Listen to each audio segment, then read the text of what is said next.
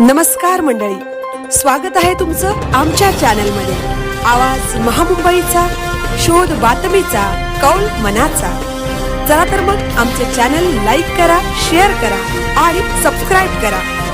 धन्यवाद। मार्क्सवादी कम्युनिस्ट पक्षाने शासनाचे लक्ष वेधण्यासाठी व दोषींवर कारवाई होऊन हे प्रकार रोखण्यासाठी दिनांक 6 एप्रिल 2026 रोजी राज्यभर आंदोलन करण्यात आले। आंदोलनाच्या माध्यमातून करण्यात आलेल्या मागण्या: भोंदूबाबा अशोक खरात व त्याच्या सर्व साथीदारांवर कठोर कारवाई करा। अशोक खरात याची संपूर्ण मालमत्ता जप्त करून ती अंधश्रद्धा निर्मूलनाच्या कामासाठी उपयोगात आणा। अंधश्रद्धा व संतापजनक शोषणाच्या या प्रकरणामध्ये 39 आमदार सामील असल्याचे समोर येत आहे। या 39 आमदारांची नावे जाहीर करा।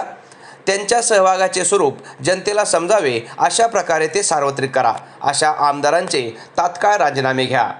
अशोक खरात याच्या शोषणाला बळी पडलेल्या अनेक महिलांचे वाईट व्हिडिओ मोठ्या प्रमाणात समाज माध्यमांवर फिरत आहेत। त्यामुळे बळी पडलेल्या महिलांच्या सामाजिक प्रतिष्ठेला ठेच पोहोचत आहे। असे व्हिडिओ समाज माध्यमांतून तातडीने हटवा। भोंदूबाबा अशोक खरात याच्यावर कठोर कारवाई करत असतानाच त्याला समर्थन देणाऱ्या सर्व लोकप्रतिनिधींवर व विविध मार्गाने त्याला प्रत्यक्ष अप्रत्यक्ष सहाय्य करणाऱ्या सर्वांवर कठोरातील कठोर कारवाई करा। अशोक खरात याच्याबरोबरच इतरही अनेक गावागावांमध्ये सध्या भोंदूबाबांचे उदंड पीक आले आहे। कार्यकर्त्यांनी वैज्ञानिक दृष्टिकोन व विवेकवादाचा पाठपुरावा करण्याऐवजी जाती आणि धर्म आधारित द्वेषवादी अंधश्रद्धा राजकारणाला बळ दिल्याचा हा परिणाम आहे। राज्य सरकारच्या वतीने राज्यातील या सर्व भोंदूबाबांचा बंदोबस्त करण्यासाठी विशेष मोहीम राबवा।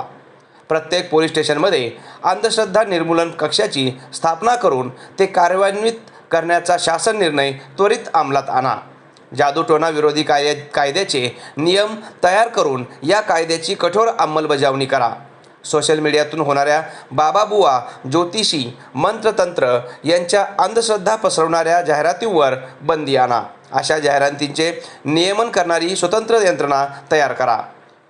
मार्क्सवादी कम्युनिस्ट पक्षाच्या वतीने या मागण्या करण्यात येत आहेत।